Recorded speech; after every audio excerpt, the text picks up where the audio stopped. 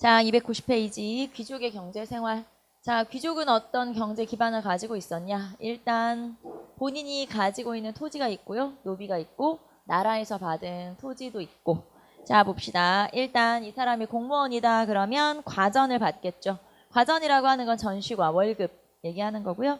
두 번째 공음전이나 공신전을 받겠죠. 오품 이상으로 올라가면 공음전, 공신이 되면 공신전.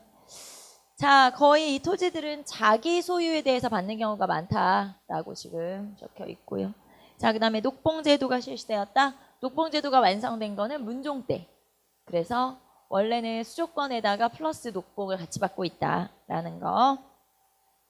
자, 그리고 권력을 이용해서 농장을 확대하는 경우도 존재하게 되죠. 이런 것들을 기반으로 가지고 있는 게 바로 귀족이면 이 귀족들은 굉장히 많은 경제적 여유를 가지고 있는 거죠. 그렇기 때문에 사치스러운 생활을 했다. 거기 보시면은 귀족들의 사치 생활 나와 있고요. 291페이지 보시면 큰 누각을 짓거나 별장을 가지고 있고 시종을 거느리고 있고 중국에서 수입한 차를 마시고 그 다음에 수입한 비단으로 만든 옷을 입고 등등. 이거는 뭐 어느 나라나 잘 사는 사람들 지금도 마찬가지죠. 지금도 뭐 외국에서 물건 이태리산 그런 거 있잖아요. 카펫, 가구, 이런 거 똑같죠, 이 시대 사람들하고. 그래서 귀족들의 사치 생활을 하고 있구나. 자, 밑에 보시면 귀족들의 사치 생활을 했음을 알 수 있는 게 거기 보시면 김돈중, 김준 이런 사람들 등장을 하고 있어요. 한번 읽어보시고 이 중에서 김돈중 같은 경우는 김부식의 아들이에요. 그래서 그런 내용들 한번 읽어보시고. 자, 그러면 이에 반해서 농민들. 자, 백성들의 생활은 당연히 가난했겠죠. 그래서 농민들의 경제 기반. 자, 자기 토지가 있으면 괜찮은데 그나마 자기 토지가 없는 사람도 존재하겠죠. 자, 그래서 거기 보시면 토지를 경작한다. 내 땅이 있으면 내 땅을 경작하지만 땅이 없는 경우는 어떻게 되냐? 빌려야지 당연히. 그래서 남의 땅을 빌려서 농사짓는 경우가 있죠.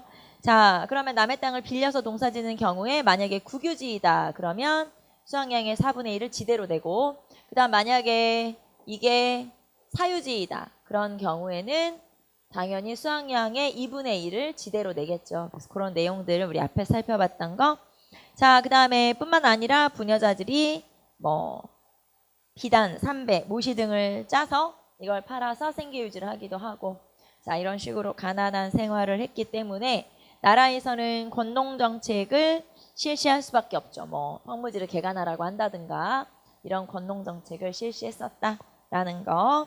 자, 그러면 이런 식으로 농민들은 가난하기 때문에 농민들이 선택할 수 있는 건 자구책이에요. 말하자면 스스로 내가 농업 기술을 발전시켜서 거기에서 조금씩 수확량을 늘리는 수밖에 없겠죠. 그래서 농민들의 자구책으로 나타나게 된 게 농업기술의 발전이에요. 자, 여러분 292페이지 보시면 농업기술의 발달이라고 되어 있죠. 그래서 농업기술의 발달 한번 볼까요? 자, 농업기술의 발달에서 고려 전기, 고려 후기 나와 있어요. 자, 우리가 경제 파트에서 토지제도 중요하다고 했고 수치제도 중요하다고 했는데 세 번째 중요한 건 농업기술이에요. 시대별로 전보다 농업기술이 다르기 때문에 농업기술을 가지고도 시대를 구분할 수 있어서 농업기술은 중요하죠. 자, 고려 전기부터 한번 봅시다. 첫 번째, 자, 수리시설과 농기구의 발달 나와 있고요. 두 번째, 자, 이제 여기서부터는 좀 체크하셔야 되겠죠. 우경에 의한 심경법이 일반화되었다. 자, 일반화됐다는 건 확대되었다는 뜻이죠. 자, 우리가 요거 구별하라고 했는데 보급이라는 단어하고 확대라고 하는 표현이 다르죠. 보급이라고 하는 건 시작이라는 뜻이고요. 확대라고 하는 건 일반화라는 뜻이어서 이게 보급이냐 확대냐에 따라서 시대가 달라질 수가 있어요. 그래서 단순히 그냥 우경에 의한 심경법 이렇게 기억하시면 안 되고 이게 시작된 건 언제고 확대된 건 언제냐 이걸 좀 구별하셔야 되겠죠. 우경의 실시는 우리가 앞에서 삼국 고대에서 배웠고 그게 이제 널리 퍼졌다. 그게 이제 확대가 되겠죠. 일반화된 거는 고려 시대로 넘어와서 일반화되었다. 그래서 이 시기가 달라질 수가 있기 때문에 확대냐 보급이냐를 좀 정리를 하시면 되겠죠. 자, 우경에 의한 심경법이 일반화됐으니까 확대된 거죠. 자, 우경은 소를 이용하는 농법이고 소를 이용하게 되면 소가 이제 쟁기를 끌겠죠. 아무래도 땅을 가는 거예요. 땅을 갈게 되면 쟁기질을 하게 되면 사람이 땅을 갈 때보다 훨씬 더 힘이 좋으니까 아무래도 손은. 그래서 땅을 깊게 갈게 되겠죠. 그러면 땅 속에 있는 좋은 물질들이 밖으로 나와서 농사에 도움이 돼요. 그래서 이렇게 우경에 의한 심경법이 일반화되던 시기가 바로 고려 전기. 자, 두 번째 12법의 발달. 자, 12법이라고 하는 건 퇴비, 즉 거름을 주는 제도를 말하는 거, 그런 방법을 말하는 거죠. 그래서 12법이 발전하기 시작한 시기가 바로 고려 시대죠. 삼국시대는 12법이라는 게 없었어요, 말하자면. 그래서 12법이라고 하는 게 등장한 게 바로 고려 시대고, 자, 12법이 발전하기 시작해서 고려 시대까지는 휴경지가 감소되고 있죠. 휴경지라고 하는 건 농사를 쉬지 않고 이제 쉬는 땅을 휴경지라고 하는데 그 휴경지가 점점 줄어들고 있죠. 이때까지만 하더라도 지력이 빨리빨리 회복이 되지 않아요. 내가 1년 동안 농사를 지었다. 그러면 그 땅에 대해서 또 농사를 지면 내년에는 수확이 굉장히 줄어들어 버리죠. 왜냐하면 땅의 어떤 힘이, 즉 지력이 땅의 좋은 기운을 이미 다 써버렸기 때문에 그걸 다시 회복하는 데 시간이 필요하죠. 거름을 주거나 아니면 이제 지금으로 하면은 뭐 이제 어떤 화학 약품 처리를 하게 되면 괜찮지만 이 당시까지만 하더라도 자연적으로 지력이 회복되는 데까지는 시간이 많이 걸렸기 때문에 보통은 어떻게 하냐면 땅을 그냥 묵혀두는 경우가 많아요. 올해 1년 농사를 지었으면 내년에는 농사를 안 짓고 묵혀두는 경우가 있죠. 그래서 그래도 괜찮은 땅은 매년 농사를 지을 수 있고 어떤 땅은 1년 정도는 묵혀둬야 다시 지력이 회복되고 또 이거보다 더 척박한 땅은 2년 정도 묵혀둬야 농사를 짓는 거죠. 그러니까 자, 매년 농사를 짓는 땅을 부력전이라고 해요. 매년 농사를 짓는 건. 그리고 한 해를 묵히는 땅을 이력전, 두 해를 묵히는 땅은 제역전 이렇게 표현하죠. 그러니까 이런 거죠. 1년 묵힌다는 건 내가 올해 농사 짓고 내년 쉬고 내후년에 농사를 지으니까 2년에 한 번 농사를 짓는 거고요. 그 다음에 제역전이라고 하는 건 2년을 쉬어야 되니까 올해 농사 짓고 내년 내후년 농사를 못 짓고 그 후년에 농사를 짓는 거죠. 그러니까 3년에 한 번만 농사를 짓는 거예요. 쉽게 말하면. 그런 식으로 되는 거를 휴경농법이라고 그래요. 쉬어줘야 돼. 그런데 여기에서 비료를 쓰게 되면 이게 좀 줄어들겠죠. 말하자면. 그래서 휴경지가 줄어들고 있다. 자, 12법의 발달에 따라서 휴경지가 감소되고 있다라는 걸 알 수가 있죠. 자, 그래서 12법 발달, 그 다음에 4번 보세요. 자, 밭농사에 있어서는 윤작법. 이 윤작이라고 하는 게 돌려짓기를 말하는 거예요. 그래서 세 가지 작물을 또는 여러 가지 작물을 돌아가면서 짓는 거죠. 자, 고려시대 같은 경우는 조, 보리, 콩 이렇게 농사를 짓는 거를 얘기하고요. 조, 보리, 콩을 2년 동안 농사를 지으면 뒤에 몇 달은 쉬도록 되어 있어요. 그래서 그동안은 이제 쉬는 휴경 농법을 같이 시행하는 거죠. 자, 이런 거를 윤작법이라고 하고 윤작법이 보급이라고 하는 건 시작된 시기가 바로 고려 전기. 자, 거기 보시면 윤작법, 2년 3작의 윤작법이 점차 보급되었다. 이거는 지력을 지력이 회복되도록 하는 거고요. 지력 회복하는데 제일 좋은 작물이 콩이래요, 콩. 그래서 콩을 심어 놓으면 그 땅의 지력이 빨리빨리 회복된대요. 저도 농사는 안 지어봐가지고 먹을 줄만 알았지. 농사를 지을 줄 몰라가지고. 그리고 제가 식물을 키우면 다 죽어요. 제가 또 2개 식물 해먹었어요. 산세베리아 하나 하고 스투키 하나 하고 저희 집에 2개 해먹고.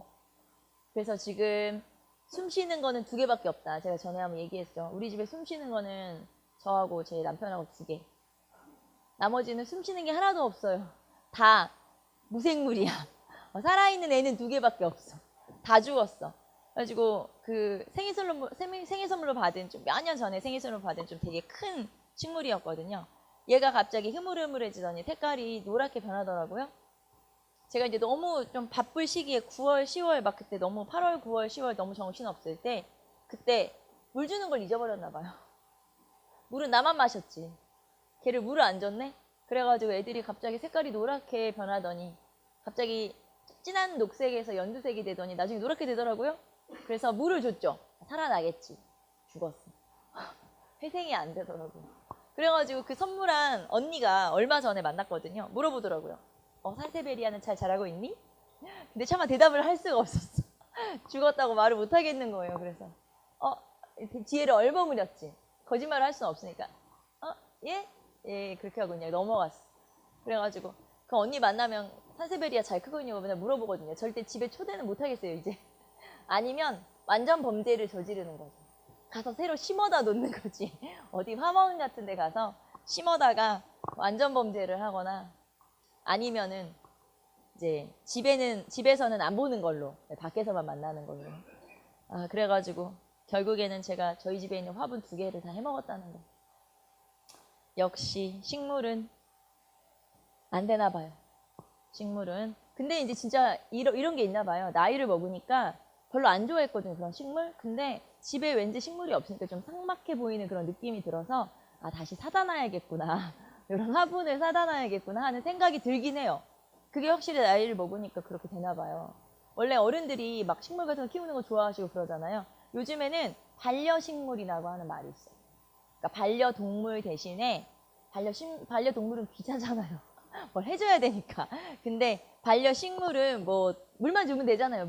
햇빛만 잘 쐬어주고 물만 주면 되니까 요즘에는 반려식물이라는 그런 말도 있더라고요. 그래서 아, 다시 사다 심어놔야 되나? 저걸 화원에 가져가서 심어놔야 되나? 막 그런 생각을 하면서 이제 그 꽃집 지나갈 때 좀 유심히 보게 되더라고요. 정말 늙어서 그래요. 이제 나이를 먹으니까 자꾸 엄마 따라가. 저희 엄마가 식물을 굉장히 좋아하셔서 저희 집 그 시골에 있는 저희 집에 가면은 베란다가 정글이에요.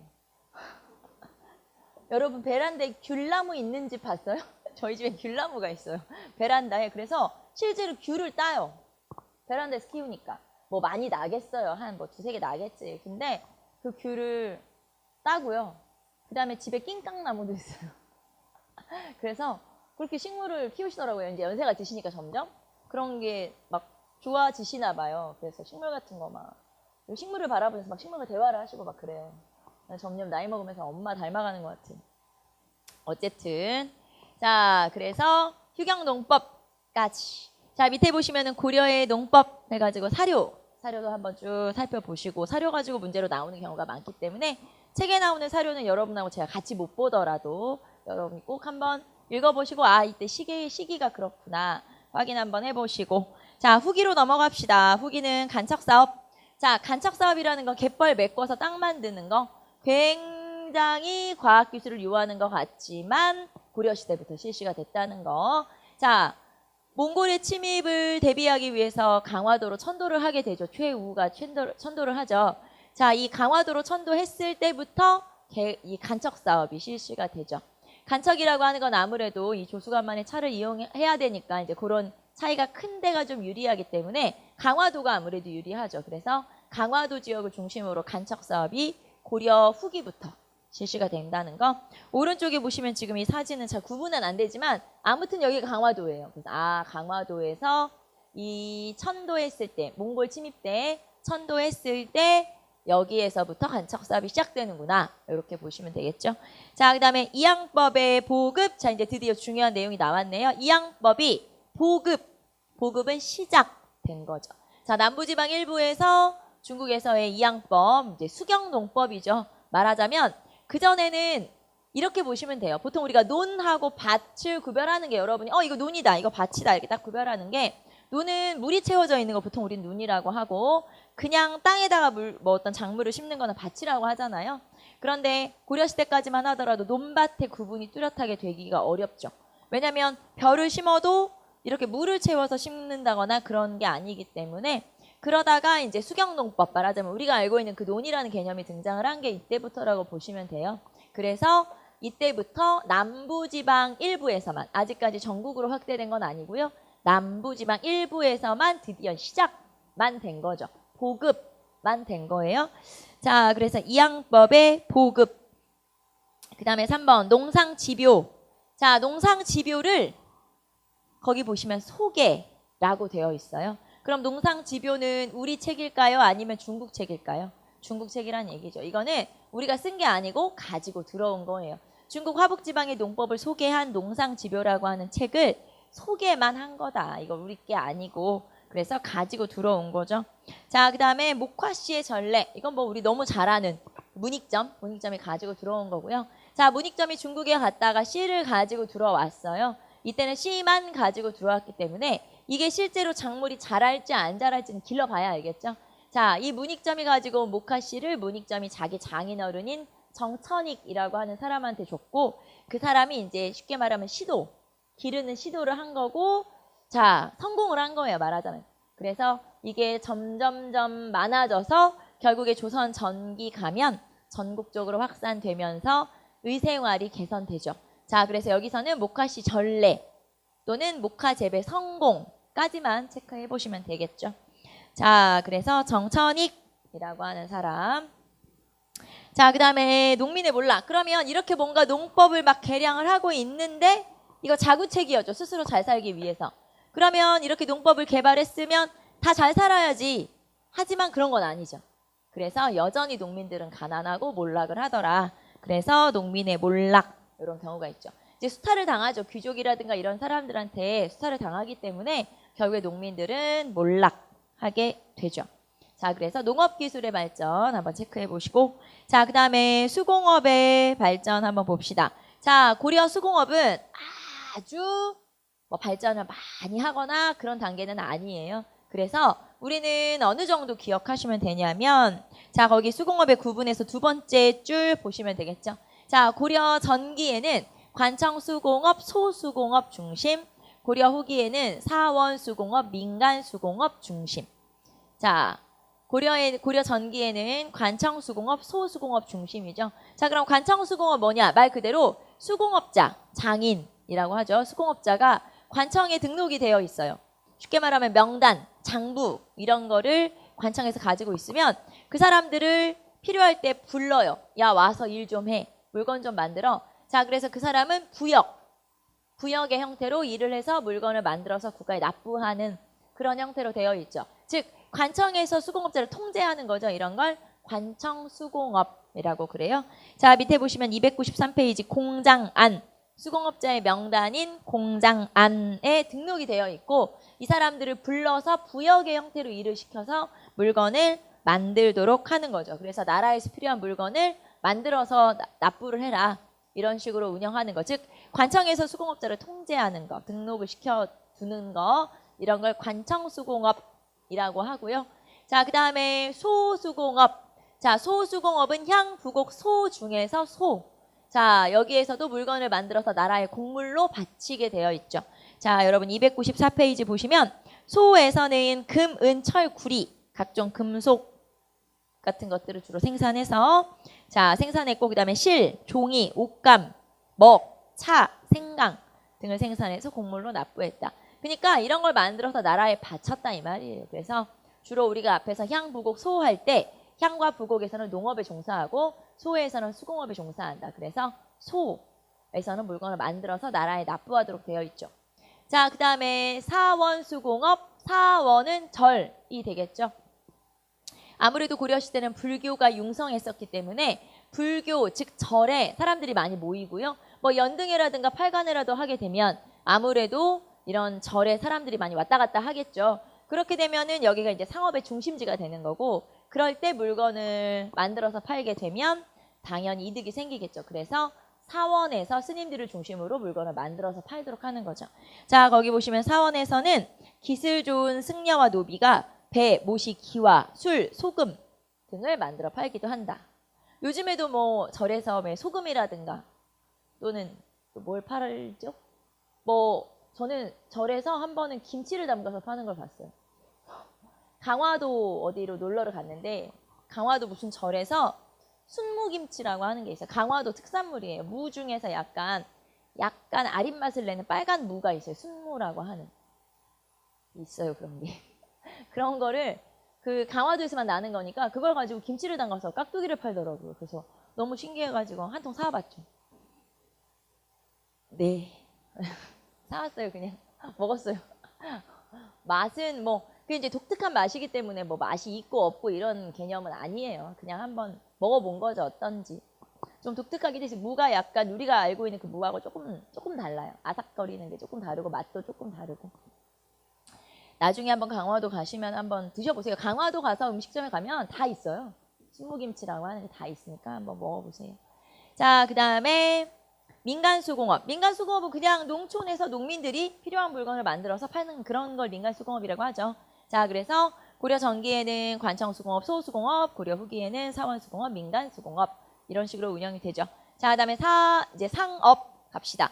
자, 고려 전기에서 도시는 아무래도 개경, 서경, 12목 같은 그런 주요 도시들이죠. 자, 특히 고려 전기부터 개경에서는 시전이라고 하는 나라에서 허가받은 인정받은 그런 상인들이 물건을 팔았죠. 주로 이제 물건을 사는 거는 아무래도 뭐 귀족이라든가 이런 사람들을 대상으로 팔겠죠. 자, 일단 시전 봅시다. 자, 개경에 시전을 설치하고 관청과 귀족들을 상대로 물품을 납부하도록 한다. 자, 그럼 이 사람들은 장사 허가를 받은 거고 장사 허가를 받았고 돈을 벌기 때문에 국가에 상세를 납부하도록 되어 있죠. 자, 그리고 이 시전 상인은 나중에 조선이 세워지면 조선으로 데려가요.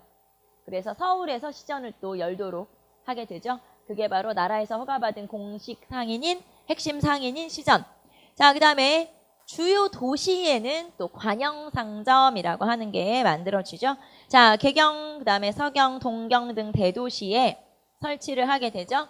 자, 그래서 나라에서 수공업으로 만든 어떤 물건들, 그렇게 이제 가지고 온 물건들을 이 관영상점을 통해서 역시 귀족이라든가 이런 사람들을 대상으로 관청을 상대로 팔도록 되어 있는데, 물건을 파는 물건의 종류에 따라서 이 상점의 이름이 서적점, 약점, 주점, 다점 이런 식으로 이름이 붙게 되고요. 자, 이런 걸 우리가 대도시에 설치한 관영상점이라고 하고, 자, 이 관영상점이라고 하는 이 상점은 고려에만 있어요. 그래서 조선으로 가면 관영상점이라는 게 이제 없죠, 말하자면. 그래서 고려에만 존재하는 상점이다. 그런 걸 관영상점, 대도시를 중심으로 물건을 파는 관영상점이라고 하는 게 있었고요. 자, 그 다음에 이런 상행위를 감독하기 위해서 맨 밑에 보시면 경시서, 상행위를 감독하기 위한 관청인 경시서가 마련이 되어 있기도 하죠. 자, 그 다음에 지방에서는 아무래도 행상, 물건을 가지고 다니면서 파는 행상들이 존재하게 되죠. 그래서 시장이 생기거나 행상들이 가지고 다니거나 아니면은 아까 사원, 절을 중심으로 상업활동을 하거나 이런 것들이 이제 지방에서의 상업활동이다 라는 걸 알 수 있고요. 이게 이제 고려 후기로 가게 되면 아무래도 고려 전기보다는 상업이 좀 발전하게 되니까 좀 더 규모가 좀 커지고 확대가 되는데, 특히 이제 이 고려 후기의 상업의 중심지로 떠오른 지역이 항구예요, 말하자면. 그래서 고려 시대에 이제 중심 무역 항구, 즉 외국과 무역을 하는 무역항이 예성강 하구의 병란도라고 하는 거예요. 우리가 각 시기별로 대표적인 무역항이 있었죠. 자, 예를 들면은 신라가 통일 전에 한강을 차지하고 무역했던 항구가 당항성. 그 다음에 통일신라 시대 무역항이 울산항. 그 다음에 고려의 무역항은 예성강 하구의 병란도. 이런 식으로 각 시기별로 무역항이 있는데 고려는 병란도라고 하는 데가 중심이 되고, 당연히 항구 중심으로 상업이 발전을 하게 되겠죠. 자, 그 다음에 지방에서는 좋은 노를 따라서, 좋은 노는 세금을 운반하는 길을 얘기하는데, 세금을 운반하는 길목마다 이렇게 시장이 형성이 돼서 물건을 팔았다 이 말이에요. 그래서 이런 좋은 노를 따라서 행상들이 돌아다니기 때문에 아무래도 이런 좋은 노가 시장의 중심지가 되고 상업의 중심지가 되고, 자, 그 다음에 거기 보시면 원, 이런 지역에 이제 숙박시설 같은 원이 만들어지게 되고, 이런 또 원을 중심으로 상업이 성장을 하게 되죠. 자, 그 다음에 재정 확충을 위해서 밑으로 내려가시면 충선왕 때, 이거 우리 충선왕 하면서 배웠네요.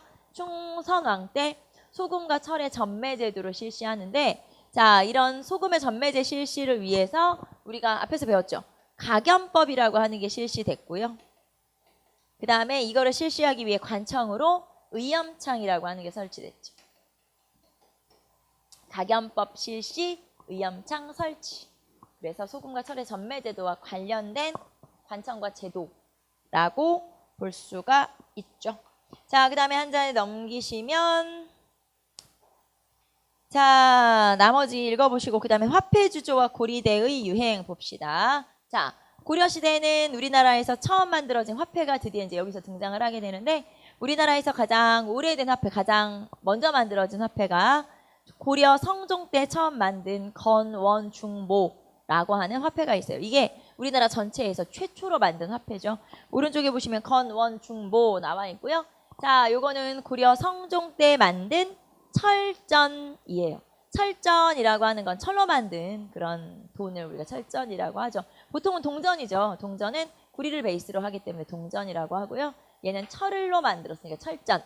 자, 그러면은 건원중보가 최초의 화폐면 그 뒤로도 화폐가 여러 가지 만들어지게 되는데 이 고려시대에서 화폐를 만든 가장 대표적인 왕이 화폐 만드는 데 기여했던 왕이 숙종이에요. 자, 숙종은 의천의 형이거든요.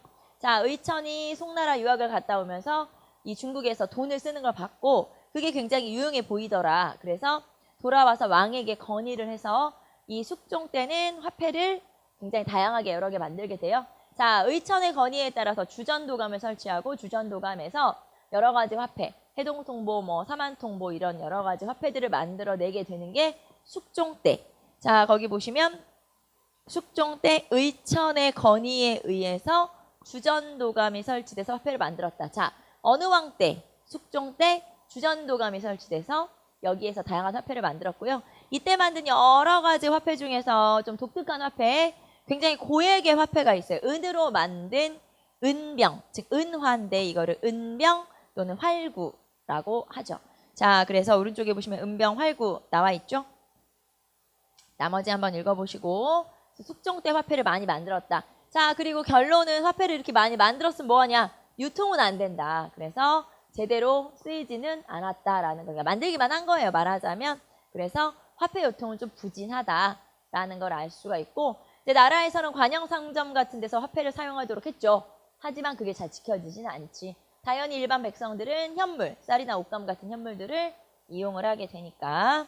자, 그 다음에 오른쪽에 보시면 고리대 성행. 자, 고리대를 성행하게 되는데 고리대가 성행하게 되는데 고리대라는 건 이자 비싸게 빌려주는 거 우리가 고리대라고 하죠. 특히 이 고리대를 절에서 시행하기도 하는데 그런 걸 이제 장생고라고 하기도 해요. 자, 거기 보시면 왕실이나 귀족이나 사원에서 특히 절에서 이자를 비싸게 빌려주는 돈을 장생고라고 하기도 해요. 자, 그러다 보니까 백성들의 삶이 굉장히 피폐해지죠. 우리가 이제 빚지고 막 이자 많고 이러면은 삶이 어려워지잖아요. 그래서 이런 것들을 좀 보완해주기 위해서 실시한 제도를 보라고 그래요. 자, 보라고 하는 건 기금을 조성을 해요. 그리고 이 기금을 빌려줘가지고 이자를 만들겠죠.